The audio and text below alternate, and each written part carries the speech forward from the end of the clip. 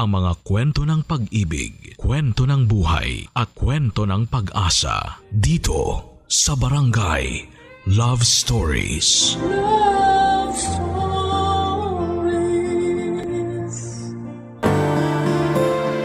May mga pagkakataon na hindi nasusunod ang ating mga gusto dahil nakikialam ang ibang mga tao. Para sa iba ay mas maganda ang sinasabi nila. Ikaw kabarangay, susundin mo ba ang sinasabi nila? O mas tiwala ka sa sarili mong pasya? Dear Papa Dudut, ako nga pala si Mimi, 17 years old at malapit nang maging ganap na dalaga. Malapit na akong maging 18 at alam nyo naman na siguro marahil ang ibig sabihin nito. Legal na ang edad ko. Mas malaya na ako kumpara noon. Dibu itong masasabi bilang marka ng pagiging dalaging ding papunta sa pagiging dalaga. At syempre kapag dibu ay inaasahan na ang lahat na isi-celebrate ito kapiling ng mga mahal nila sa buhay. Excited na nga ako na maranasan ang dibu party. Pero hindi gaya ng iba na gusto ng ingrande, ako naman ay doon lang sa simple. Ayoko nga ring magsuot ng gown. Ayokong masyadong mag-abala ng mga tao. Mahiyain at introvert akong tao, Papa Dudut. Alam ito ng mga malalapit sa akin, kaya hindi na siguro sila magugulat kung planuhin kong magkaroon ng debut party na tahimik, simple at konting bisita. Gusto ko ng intimate na debut party at ang best friend kong si Sel ang kasama kong nagpaplano para rito. Isang araw ay pinapunta ko siya sa bahay at sakto naman noon na suspended ang klase namin dahil sa paparating na bagyo.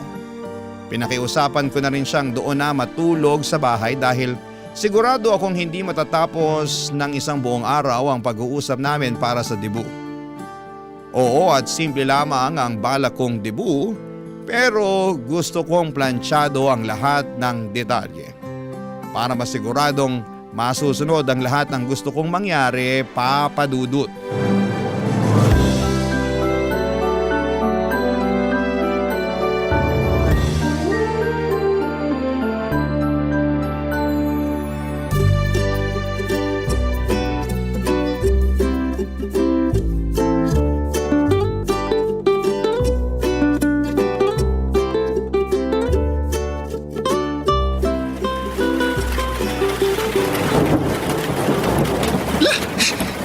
Bumuhos ang ulan, dumating ng bagyo. Sana sa debut ko, ganyan din kalakas ang ulan. Ha? Bakit mo naman papangarapin na umulan ng malakas sa debut mo? Baka hindi makarating mga bisita mo. Yun na nga eh. Pati testing ng ulan kung sino ba yung willing talagang makiselebrate sa pagdadalaga ko. Ay nako, willing akong pumunta sa debut mo. Pero kung haharangin naman ako ng malakas na ulan at hangin, kahit best friend mo ako, unahin ko pa rin ang sarili ko, no? Hindi ako pupunta, goodbye! I-view ko na lang mga my day mo sa social media, i-heart ko na lang lahat. Safe pa ako sa bagyo at baha. Hindi ko naman hihilingin na bumagyo at bumaha, no? Gusto ko lang din ng maulan na weather sa debut ko. Alam mo namang mahilig ako sa ulan eh. Mahilig ka nga sa ulan. Pero yung mga a-attend na bisita mo, gusto ba nila? Kaya nga gusto kong imbitahan lang yung mga bisita na gusto rin ang gusto ko. Mga bisita na hindi magiging problema kung bumuhos ang ulan sa debut ko. Gets mo? Hindi kita gets, pero dahil best friend mo ako, wala akong ibang choice. Gusto ko rin pala sa debut ko ng pakape. Teka, debut ba tong pinagpaplanuhan natin o lamay na? Grabe ka naman. Gusto ko lang talaga ng kape kaysa sa alak. Masarap yung partner yun pag umuulan. Alam mo, ang kampante mo mag-isip na uulan talaga sa birthday mo, no? Kahit hindi umulan, meron pa ring pakape. Kung masyadong mainit nun eh, di iced coffee ang solusyon, diba? O bukod sa burol-themed party, ano pa bang gusto mong ganap, ha? Ayoko ng 18 roses tsaka 18 candles. Bakit? Hindi na debut kung wala yun. Gusto ko 18 sampagita at 18 chocolates, diba? Sampagita, ano ka, santo? Kanina pamburo lang gusto mo, ngayon naman pang altar, pang novena. Makinig ka muna kasi. Alam mo namang paborito kong inaamoy ang sampagita, diba? Tsaka comfort food ko ang tsokolate. Ayoko ng kandila Kasi para akong pinaglalamayan. Pero yung kape at sampagita, hindi mo kang pinaglalamayan. Alam mo ikaw, nakakainis ka. Naturingan kang best friend ko pero hindi mo man lang masuportahan isa sa mga gusto kong mangyari sa dibu ko. Best friend mo ko. At kaya ako nandito para iparealize sa'yo kung OA na sa pagiging weird ang mga plano mo. Ano namang mali sa weird? Gusto ko nga ng kakaiba eh. Di ituloy ang pakape at pasampagita. Gusto mo rin ba na sisiw? Biscuit, crying ladies. Ay nako, nakakainis ka. Joke lang naman. Ito naman, napikon agad. Alam mo namang mapang-asar tong best friend mo. Sige na, magsabi ka na ng ibang plano mo, hindi na ako magja-judge. Hindi mang judge. Kilala kita no? Kahit hindi ka magsalita, kita ko pa rin sa mukha mo kapag nanghuhusga ka na. Parang may subtitle yung mukha mo palagi kapag may nilalait ka eh. Huwag ako, uy! Alam mo naman na palang ganito ako, tapos sa akin ka palalapit para dyan sa mga weird na plano sa debu mo. Bakit naman kasi ikaw pa tong napili ko maging best friend eh? Wow. Umuwi na lang kaya ako, no? Bakit? Kaya mo bang suungin ng bagyo ngayon, ha? Sige na. Anong gusto mong kape sa debu mo? Benguet o Arabica? Nagpatuloy kami sa pagpaplano ni Sel para sa dibu ko. Hindi ko naman siya nakitaan pa ng panghuhusga sa mga gusto kong mangyari. Takot lang niya na pauwiin ko siya sa gitna ng bagyo papadudot. Sinabi ko sa kanya na gusto kong tanggalin sa listahan ng mga tradisyonal na pagse-celebrate ng debu ng isang Pinay. Ayoko rin ng mga pasayaw, isang malaking X to para sa akin na introvert. Gusto ko lang na sa bawat mesa ay merong kapeng nakahanda. May mga chicheryang paborito ng bawat tao sa mesa. Para sa akin, masarap isabay ang kape at chicherya. Nagtatalo kasi ang tamis, pait at alat. Hindi ko alam kung matutuwa ang mga bisita ko noon at kung parehas kami ng panlasa. Pero pwede naman nilang hindi galawin yon kung ayaw nila. Bala ko ring magpalabas ng horror movie, yon ang may naganap sa dibu ko. Gusto kong sabay-sabay kaming manonood ng nakakatakot na pelikula habang nakasuot ng pajama. Opo, pajama party din ang gusto ko. Sabi ko sa inyo ayoko ng gown. Walang magga-gown, simple lang at komportable dapat ang suot ng mga bisita ko. Pero kailangang lahat ng babae nakasuot ng tiara o korona. Lahat ng bisitang dadalo ay mga kaibigan kong subok na ng panahon. Ayoko ring mag-imbita ng mga matatanda na. Lahat ka-batchmate ko dapat. Kasi sila lang din naman ang makakaunawa sa mga plano ko. Para sa weirdo na debut party ko. Planchado na nga namin ni Sel ang mga plano papadudot. Hanggang sa biglang sumingit si nanay sa usapan namin ni Sel.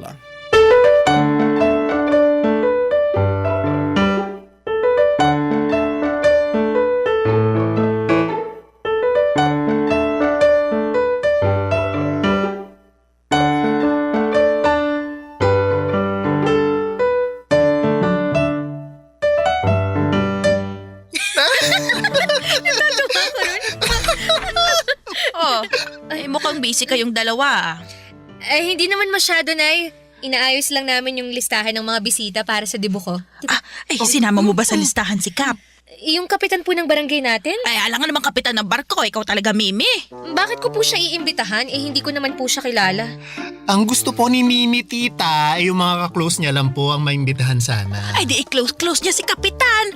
Simulan mo nang makipaglapit sa kanya, Mimi, bago ang debut mo. Para naman kapag may ayuda sa barangay tayo ang mauna sa pila. Ganun ang ginagawa ni Kumaring Lita. Oo nga pala. Imbitahan mo si Kumaring Lita ko ha. Malakas ang kapit nun sa munisipyo. Makakatulong siya sa atin sa mga permit na ganyan. Nay, ayoko po kay Aling Lita. Alam niyo namang lagi ako nung pinapahiya sa tuwing bumibili ako sa store niya. Mukha na raw akong 30. Ang aga ko raw nabulok. Sinabi niya rin sa'yo yun? Ganon din ang sinabi niya sa akin Ang oily nga raw na mukha ko, talo ko parawang lechon sa piyesta. Walang filter ang bunganga. Abay, bakit ba kayo nasasaktan sa mga sinasabi niya? Totoo naman na magayos ka rin kasi, Mimi, para hindi ka nagmumukhang trentahin. Hindi mo naman siguro ikamamatay kung gagamit ka ng lipstick o magpapakulay ka ng buhok. At ikaw naman, Sel, magkano lang naman ang pulbo sa tindahan? Gumamit ka noon para hindi ka nagmamantika. Aray, grabe naman si tita. Abay, wala rin filter ang bunganga ko. Pero lahat ng lalabas sa bibig ko makakatulong sa inyo. Kaya ikaw, Mimi, makinig ka sa mga payo ko ha. Idagdag mo na sa listahan si Kap at Kumaring Lita. Magpapasalamat ka sa akin balang araw kapag sila ang ginawa mong backer kapag may kailangan tayo. At saka yung si Kap, magpapahiram yan ng mga, monoblock na upuan at mesa. Magagamit natin yun sa multipurpose hall sa barangay. Malay mo, mag-donate din ng mga tolda. Multipurpose hall? Oo, ay doon natin isi-celebrate yung debut mo. Ano ka ba naman, bata ka? Kala ko naman maayos na yung pagpaplano ni Sel sa party mo. Mukhang kailangan ko pa rin umasikaso niyan para sa'yo. Ay, nako. Ay, okay naman na po ang mga plano, tita. Gusto lang ni Mimi ng intimate o maliit na party para sa debut niya. Konting bisita at konting handa lang talaga. Ayaw niyo po ba yun? Makakatipid kayo. Abay, sino bang nagsabi na kailangan magtipid? Alam mo, minsan lang ang debut, kaya hindi dapat magtipid ang mga magre-regalo o mag-i-sponsor sa atin sa mga party-party na ganyan. Nay, gusto niyo bang ipagastos sa ibang tao ang debut ko? Nakakahiya yun. Ay naku anak, sa panahon ngayon, hindi na dapat pinaiiral pa ang hiya. At saka, uso na yung mga ganun-ganun ngayon ha. Yung mga nag-i-sponsor sa mga party, ginagawa na yun ng mga vlogger. Nay, hindi naman po ako vlogger. Ay, huwag ka nalang kumontra, Mimi. Ako na nga lang tong nagmamalasakit para mabigyan ka ng bonggang debut tapos gaganyan ka pa. Nay, hindi ko naman po kailangan ng bonggang Ay, debut. manahimik ka na. Kailangan mo yon. Ay mo lang tanggapin kasi nahihiya ka. Ay, basta. Ilagay mo rin pala sa listahan ng bisita sina Konsehal Pedro at Konsehal Dong. Sino pong mga yan? Abay, magkakonsehal natin yan. Kailangan nilang dumalo. Malay mo, may pakimkim sila sa'yo. Alam mo, ay balita ko, galante raw ang dalawang yan. Kaya wag na wag ka magkakamali na hindi sila imbitahan, ha? Tsaka, personal kang pumunta sa bahay para imbitahan sila. Mag-ayos ka. Wag kang oily-oily para si Sel. Ay, nadamay na naman ang mukha ko. Kailangan mong imbitahan ng mga malalaking tao. Dahil bumubuo ka ng koneksyon sa kanila. Hindi natin alam kung balang araw kailanganin natin ang tulong nila. Sa panahon pa naman ngayon, ang hirap pag wala kang kakilalang backer. Siya. Lalabas lang ako saglit para pumunta sa barangay. Malambing ko lang si Kap para sa multipurpose hall. May yung mga bilin ko, ha?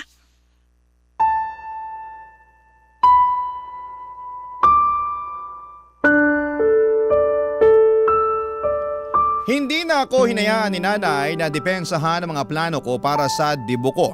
Tulad ng dati, siya pa rin ang nasunod sa mga kagustuhan niya. Nagkatinginan na lamang kami ni Sel. Ang mga mata ni Sel ay kitang-kita ko na parang nagsasalita at sinasabing inaasahan na niya na ganon nga ang mangyayari.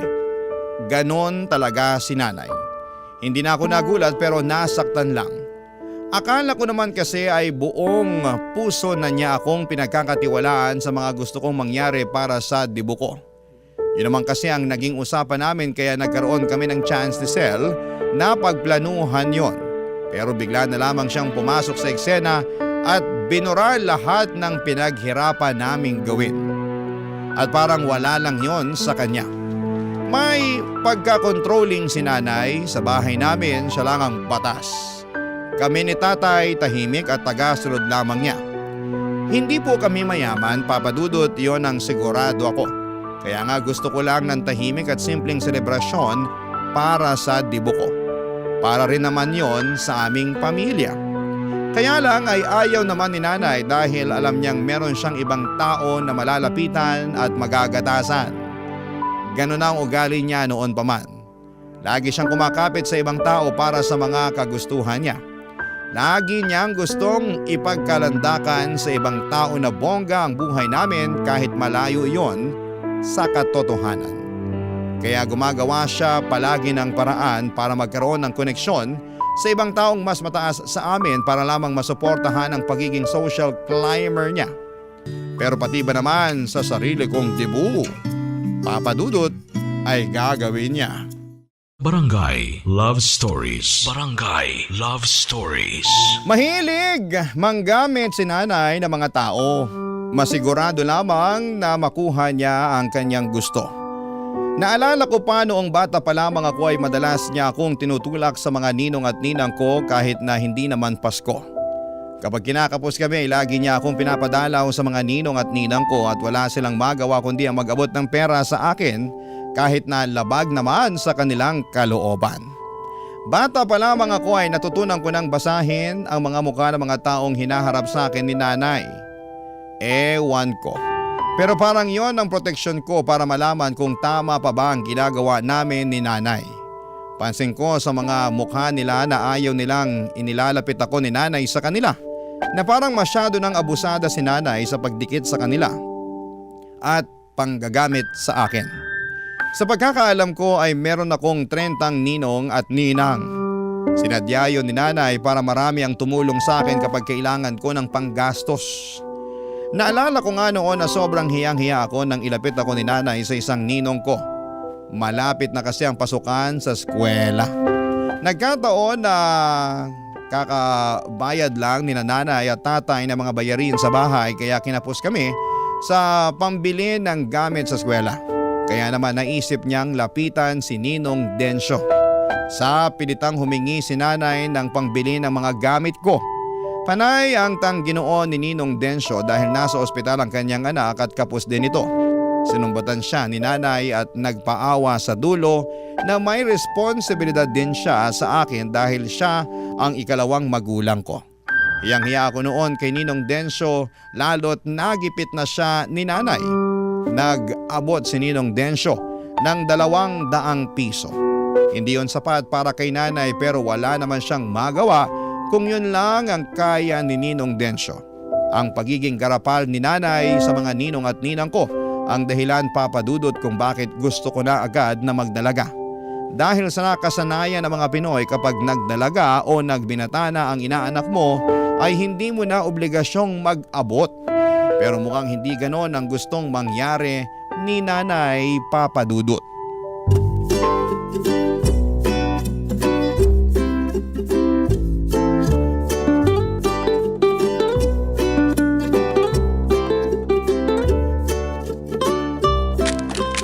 Nay, talaga bang tutuloy tayo sa bahay ni Ninang Shawi? Abay, oo naman. Bakit naman tayo aatras? Andito na tayo, oh. Kumatok ka na. Dali mo. Nay. Ay, talaga namang ikaw bata ka, oh. Tanggalin mo na nga yung pagiging mahiyain mo. Wala kang mapapala kung uugaliin mo yan hanggang pagtanda. Katok na.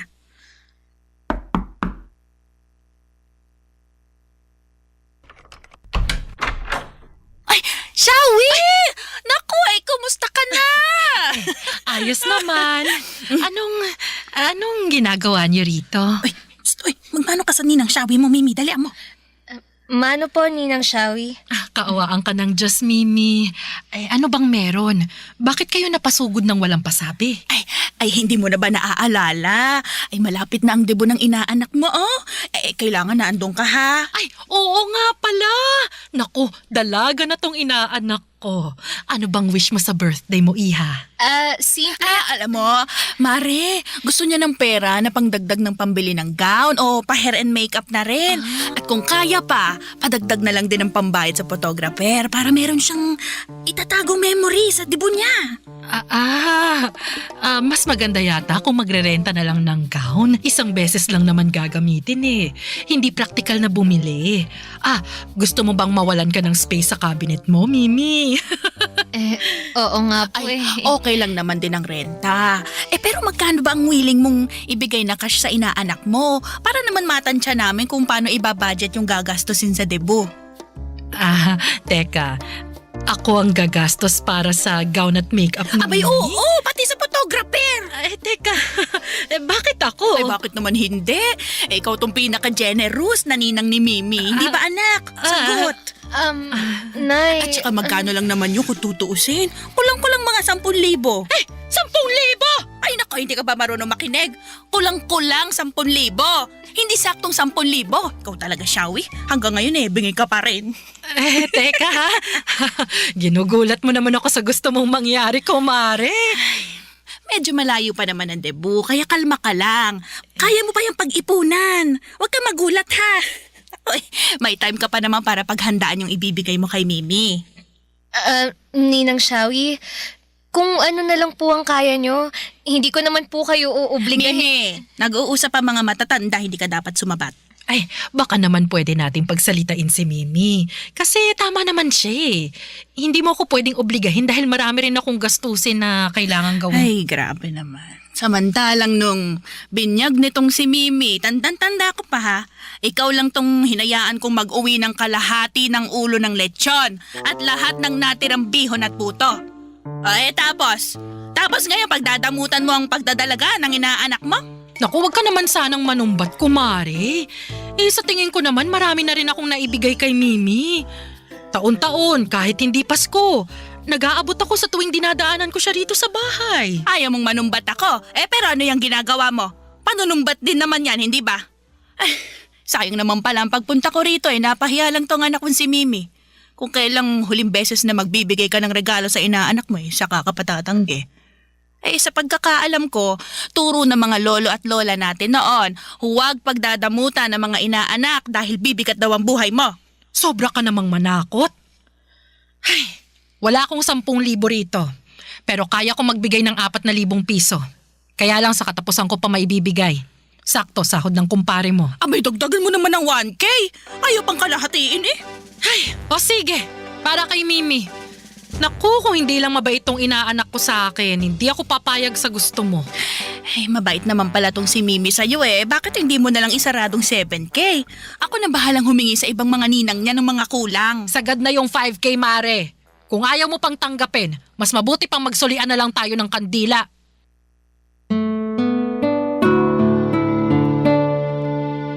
Kung hindi nagalit si Ninang Shawi ay baka pinilit pa ni Ninang na makipag-areglo ng 7,000 regalo para sa akin. Nakakahiya, pulang-pula noon ng mukha ko. Halos hindi ako makapagsalita noon dahil sa inasta ni nanay. Parang ako pang nahihiya para kay Ninang Shawi. Hindi naman sana siya magbibigay kung hindi pinamukha ni nanay na yun ang huling beses na magbibigay ito ng aginaldo sa akin bilang inaanak niya. Nahiya na tuloy akong dumalaw sa kanya kahit wala naman akong kailangan, Papa Dudut. Madalas kasing dumadaan ako kay Ninang Shawi after ng klase para tumulong sa kanya sa mga gawaing bahay.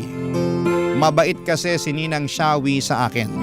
Madalas niya akong inaabutan noon ng pera pero panayang pagtanggi ko. Puro tsokolate lamang ang tinatanggap ko sa kanya kaya nga sobrang hiya ko nang magmukhang piniperahan ni nanay si Ninang Shawi para sa dibo ko. Hindi lang si Ninang Shawi ang kinuhanan ni nanay ng pera.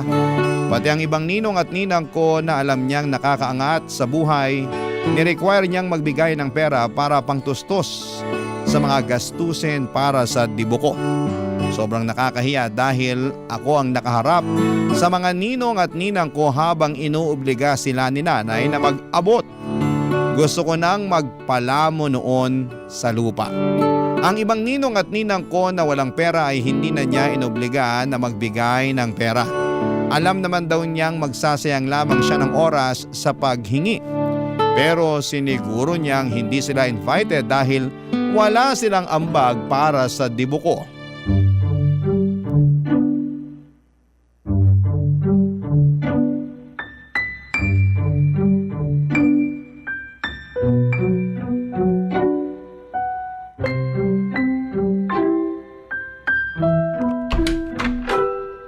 Nay, Tay, andito na po ako. Andito ako sa sala, Mimi. Nasaan po si Tatay? Ayun, umalis. Binungangaan ko Hindi ko alam kung saan nagpunta. Ano na naman po bang ginawa niyo kay Tatay? Wag mo siyang kakampihan ha. Hindi mo alam kung anong nangyari. Hindi na lang ako magtatanong. Mabuti pa nga. Likpit mo na nga lang yung mga paper bag at mga resibo dyan sa sopa para makahiga ako mamaya pagkatapos kung bilangin yung inutang ko. Umutang kayo? Kanino? Bakit? Doon sa kakilala ng tatay mo na may pasugalan. 25,000 lang naman. 25,000? Para saan po yun? Para saan pa ba? Di sa debo mo. Nay, ang laki naman po niyan. Dapat hindi na kayo umutang. Nako, parehas mo talaga mag-isip ang tatay mo. Ganyan din ang sinabi niya sa akin kanina kaya pinalayas ko. Akala mo naman kung siya magbabayad Ginawa ko lang naman siya co-maker. Naiintindihan ko po si Tatay kung sakaling magalit siya. Sobrang laking pera po niya, Nay. Saan naman tayo kukuha ng ipambabayad dyan? Alam niyo namang hindi stable ang mga trabaho niyo pareho ni Tatay Mababayaran ko rin tong inutang ko. Oras na dumalo na ang mga bigating bisita mo. Sa kanila natin huhugutin ng pambayad. At nag-compute na nga ako kanina eh. Kapag lahat sila ay dumalo, paniguradong mababayaran natin tong 25,000 na inutang natin at may matitira pa. O di ba? Hindi lugi ang negosyo. Bakit naman parang ginawa niyong negosyo ang debo ko? Hindi naman sa ginagawang negosyo, anak. Nagiging practical lang tayo. Makikikain sila sa handa tapos mag-e-enjoy pero wala silang ambag. Ano tayo maghihirap? Hindi na pwedeng ganun mindset. Pero yung mga nakuha natin sa mga ninong at ninang ko, feeling ko naman kasya na yun para maitawid lang tong debo ko eh. Ay, hindi sapat yun, no? Itatabi ko yun para sa emergency. Hindi natin gagalawin yon. Mabuti na ang wais. Dapat may pang-extra tayo. Nay, wag na lang kayo akong magdebo. Ano pinagsasasabi mo dyan? Para saan pa kung kinapalan ko ng pagmumukha ko na hinarap at hininga ng pera yung mga ninong at ninang mo, ha? Yung pakikipag-usap ko kay Kap para ipahiram yung multipurpose hall. Alam mo ba pinarenta niya pa sa akin ng mga monoblock na upuan at mesa dahil hindi na raw yung sakop ng barangay? Napakakuripot ng kapitan na yan. Hindi man lang ginawa ng paraan eh. Ako, humanda siya sa akin sa susunod na eleksyon. Huyo siya sa akin. Tingnan niyo na nga. Ang dami ng taong naaabala dahil lang sa debo ko. Pati na rin po kayo. Sabi ko naman po sa inyo, simple lang ang gusto kong mangyari sa debo ko eh. Walang gown, walang roses, walang candles. Nakapajama lang ang lahat at nagkakape habang nanonood ng horror movie. Ang simple nun, ang dali. Hindi na kailangan ng 25,000. Ano ba naman yung gusto mo mangyari? Ang pangit-pangit. Pagsisisihan mo kapag itinuloy mo ang planong yan. Baka mamaya chismis ka pa ng mga dadalo at sasabihin walang kwenta yung debo mo. Kesa naman mabaon po tayo sa utang. Mas gusto ko pa ngang wag na lang mag-celebrate eh. Alam mo, nag-iinit ng ulo ko sa'yo ha. Mabuti pa, samahan mo na lang ang tatay mo kung nasaan man siya ngayon. Kayong mag-ama talaga, nako. Wala na kayong ibang ginawa kundi pasakitin ang ulo ko. Ay, malis ka. Magsama kayo ng tatay mo. Total, magkamukha naman kayo. Alis! Galit na galit noon si nanay at halos lumuwa na ang mga mata niya sa sobrang inis. Namumula pa ang mukha niya na akala mo ay kamatis. Wala akong ibang nagawa kundi ang umalis ng bahay para magpalamig din kahit ako ay napupuno na ng galit. Kung ano-ano na lamang ang ginagawa ni nanay para sa debo ko. Gusto ko rin namang sisihin ang sarili ko dahil hinayaan ko siyang pakialamanan ang mga plano ko. Wala nang nasunod kahit isa sa mga kagustuhan ko. Kahit ang kape pinatanggal ni nanay. Pinalitan niya ng alak para raw mag-enjoy ang mga matatandang bisita niya. Mga bisita niya. Opo, puro bisita niya halos ang dadalo. Ilan lang ang mga kaibigan kong pinayagan niyang pumunta. Gusto niyang mapera ang lahat ng mga bisita. Habang naglalakad ay hindi ko maiwasang maiyak. Ang lungkot ko, ang tagal kong inabangan ang debo ko. Ang tagal kong ini-imagine ang gusto kong mangyari tapos sa huli wala rin palang masusunod.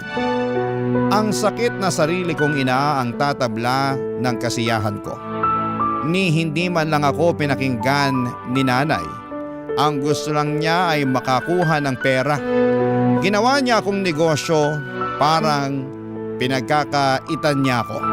Hindi na siya concerned sa selebrasyon ng pagdadalaga ko. Mas concerned siya sa maibubulsa niya. Mas marami na siyang naplano para sa perang malilikom niya kesa sa gawing memorable ang pagdidibo ko, Papa Dudut. Barangay Love Stories. Barangay Love Stories. Nagpagabi ako sa daan at hindi ako umuwi ng bahay hanggat hindi ko nahahanap si tatay. Panay ang tawag ko sa cellphone niya pero hindi siya sumasagot. Kung sino-sino na ang binulabog kong kakilala niya pero hindi nila alam kung nasaan si tatay. Gusto kong totohanin ang sinabi ni nanay na magsama kami ni tatay. Gusto kong maghanap ng kakampi. Sumabog na rin ako, si tatay lang ang naisip kong lapitan. Alam kong kakampihan niya ako at tulad ko ay alam kong napupuno na rin siya kay nanay. Hindi naman nagtagal ay sinagot na rin ni tatay ang pagtawag ko. Nasa isang bilyaran pala siya. Nasa jacket niya ang cellphone at nakasabit sa dingding kaya hindi niya napansin agad ang pagtawag ko. Nagsumbong ako sa kanya tungkol kay nanay at pinapunta niya ako sa kanya para mapag-usapan naming dalawa. Tulad ng dati, kalmado lang si tatay. Hindi ko talaga alam kung paano niya nakakayanan si nanay. Hindi ko alam kung paano siya kumakalma sa tuwing tagilid na ang mga rason ni nanay sa kanya, Papa Dudut.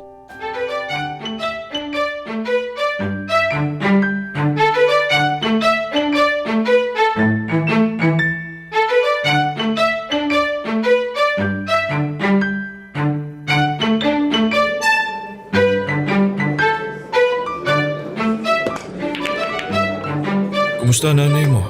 Ayun, bungangera pa rin. Kaya nga nilayasan ko na agad bago pa maging Armalite na unlimited ang bala ng bunganga niya. Hindi ko nga alam kung paano nyo natitiis ang pagbubunga nga ni nanay. Mabait naman kasi nanay mo. Maalaga at masikaso. Marami rin siyang sinasakripisyo para sa atin na sa tingin niya kailangan natin. Pero minsan po ba, Tay? Nagtanong siya kung kailangan ba talaga natin yung ginagawa niya. Napagtalunan niyo na naman ba yung debo mo? Sobra na kasi, Tay eh. Hindi na lang siya nakontento sa mga hiningi niyang pera sa mga ninong at ninang ko. Aba umutang pa ng 25,000 sa kakilala niyo. Alam ko yan. Nagulat din ako, kamagalala. Pero kilala mo naman ang tatay mo, di ba? Konting buka lang ng bibig ng nanay mo, tiklop agad ako eh. Pero sana, kahit minsan naman, Tay, pagsabihan niyo rin si nanay. Tayo lang din ang kawawa eh. Nalulusutan din naman ng nanay mo kung ano man ang pinapasok niya. Doon naman ako bilib sa kanya. Kaya minsan, hinahayaan ko na lang. Hindi ko kaya ang ganun, Tay.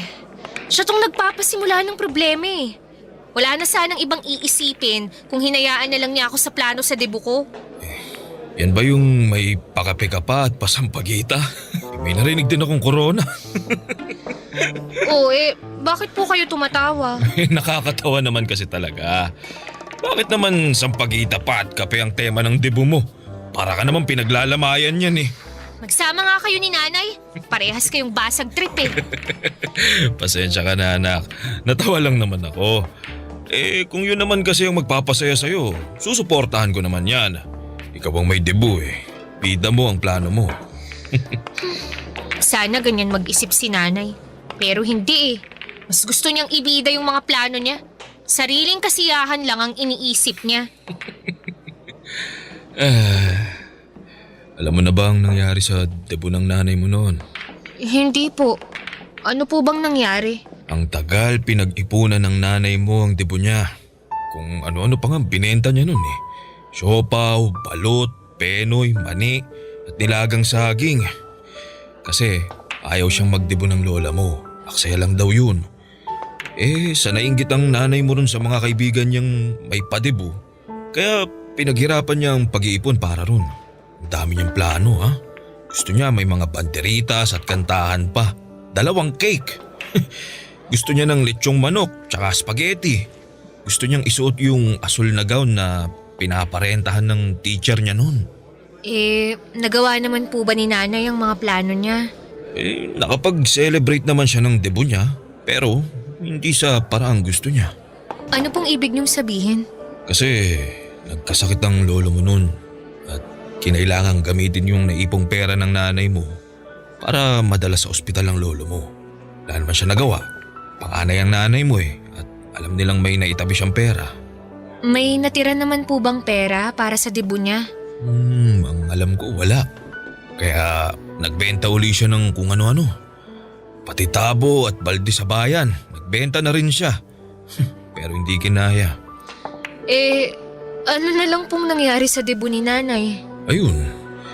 Nakabili siya ng mga tinapay na putok, margarine at tinitimplang orange juice. May kaibigan siyang nagboluntaryo na gumawa ng mga bulaklak gamit ang crepe paper para madekorasyonan yung debut ng nanay mo. Ako rin ang nagpahiram ng stereo para naman may musika sa debut niya. Nakasuot lang din siya ng simpleng bestida na pangsimba dahil hindi niya na nirentahan pa yung gown na pangarap niya. Nakakaawa naman pala si nanay. Ang masakit pa, kinantsawan at nilahit pa siya ng mga dumalong bisita noon. Pinagchismisan ng ilang araw sa barangay namin yun. Nakikikain na nga sila, ganun pa gagawin nila. Kaya nalungkot ang nanay mo nun. Halos di lumabas ng bahay yun. Kaya sana maintindihan mo anak kung bakit ganon kagusto ng nanay mo na maibigay sa'yo ang engranding debut. Dahil siguro, kahit man lang sa'yo maranasan niyang matupad ang minsang pangarap niyang selebrasyon. Nalungkot ako sa mga nalaman kong nangyari kay nanay noon, Papa Dudut. Doon ko palang naintindihan kung bakit ganon siya ka-controlling pagdating sa debut ko. Parang sa akin siya bumabawi sa mga bagay na hindi niya nakuha sa selebrasyon ng pagdadalaga niya. Lumambot ng puso ko dahil doon gusto ko na lamang sumunod sa mga kagustuhan niya. Kung para sa ikakasaya niya ay ayos na ako roon. Ayoko maging selfish at puro sarili ko lamang ang iniisip ko. Alam kong debut ko yon pero gusto kong i-share yon kay nanay. Deserve niyang magkaroon ng ganong klaseng debut at inaya ko na noon si tatay na umuwi na. Bago kami umuwi ay bumili muna kami ng spaghetti at lechong manok para pasalubong kay nanay. Bilin ni tatay huwag ipaalam kay nanay ang tungkol sa mga nalaman kong kwento niya. Sa pagdaan ng mga araw ay hinayaan kong si nanay ang mag-ayos ng debut ko. Lahat ng ginagawa niya, oo na lamang ang sagot ko. Napansin ko ang kakaibang saya sa mukha niya kahit papaano naging masaya na rin ako dahil doon. Pinagpupuyatan pa niya ni nanay ang mga detalye ng debut ko. Halos hindi na niya matanggal ang pagkakadikit ng cellphone sa kanyang tenga. Palagi siyang may kausap sa cellphone niya para asikasuhin ang mga taong involved sa debut ko. Hanggang isang araw ay nakita kong stress na siya. Mukhang may hindi magandang nangyari. Nilapitan ko siya at kinausap ko, Papa Dudut.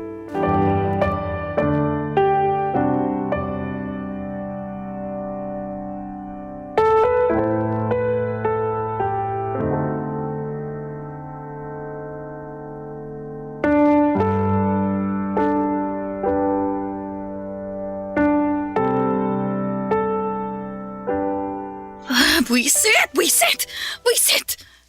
Nay, ayos lang po ba kayo? Obvious ba? Siyempre hindi. Subukan niyo pong kumalma. Ano po bang nangyari? Hindi ako kakalma kapag ganitong binibwisit ako ng mga bisita mo. Bisita? Ano po bang ginawa nila? Pinagaksayahan ko lang sila ng laway at oras. Akala ko pa naman dadalo sila. Tapos kung kailang 2 araw na lang bago ang debut mo, saka sila magsasabi na hindi na lang daw pupunta. Hayaan niyo na po. Baka may importante lang silang lakad. Baka may emergency. Importanteng lakad, emergency. Ayaw lang nilang makisali sa 18 Blue Bills at 18 Gadgets. Kaya pala mainit ang ulo niyo. Aba, talagang iinit ang ulo ko. Nalista ko na lahat ng pera na makukuha natin sa debut mo Kasyang-kasya na yun para sa ibang gastusin at ibang kailangan natin pagkatapos ng debut. Tapos bigla sila mag-aatrasan. Ay, naku, alam mo bang 2 na lang ang natira sa 18 Blue Bills? At least po, may natira pa. May 2,000 pa tayo, di ba? Sa tingin mo ba sapat ang 2,000 na malilikom natin? Naku, nakakahiya to kapag nalaman ng mga dadalo. I-announce pa naman ang lahat na mag-aabot ng 18 Blue Bills. Pagtatawanan lang tayo kapag nalaman nilang 2 lang ang magbibigay. Wala naman po tayong magagawa kung ayaw talaga nilang magbigay At isa pa yung mga inatasan ko na magbibigay ng 18 gadgets. Mga damuho! Nung tinanong ko ba naman kung anong ibibigay nilang gadget bigla nagsabi na charger, mumurahing power bank, tig 150 pesos na earbud, at meron pang isang syusyonga-syunga na magbibigay ng extension cord. Hindi ko naman po kasi kailangan ng gadgets, Nay. Alam niyo namang wala akong kahilig-hilig dyan Kung wala kang hilig sa gadgets, ako gusto ko. Umaasa ako sa cellphone o mamahaling powerbank man lang sana para maibenta natin. Wag na po yun, Nay.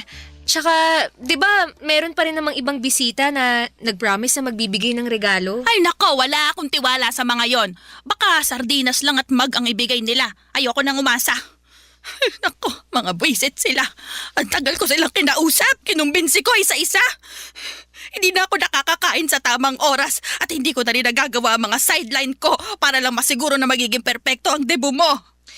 Nay, hindi ko naman kailangan ng perpektong debut Alam niyo naman na kahit saang selebrasyon pa yan, meron talagang mga hindi nakakapunta at hindi nasusunod.